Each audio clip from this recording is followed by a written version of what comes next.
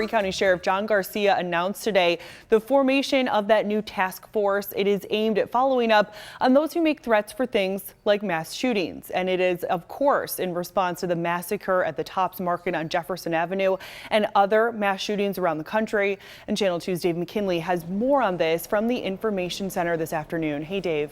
Hello, Lauren. Well, it has a name, the Erie County Sheriff's Office Behavioral Threat Assessment Team. It has an aim of intervening when threats are made in hopes of preventing them from being carried out, and it has a target of being in place by the end of the summer. Beyond that, what the sheriff describes as a new wheel is still being sort of rounded out.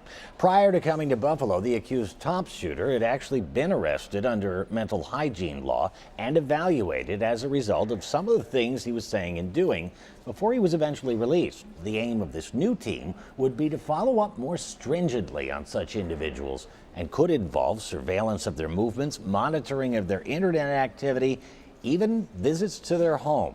The Secret Service and the FBI are quite adept at tracking down threats made to the president and other government leaders, and those agencies have both agreed to share some of the nuances of that activity with these task force members. Funding for all this would come primarily from the county legislature. We do this for the county executive when he gets threats. We do this for the president of the United States when he gets threats. But then a young boy or girl in school gets a threat. And then who follows up for their safety? But the sheriff still doesn't know just how many people might be assigned to this new team, or therefore how much in funding it might need, although Baskin pledged her full support for delivering the resources needed once they are identified.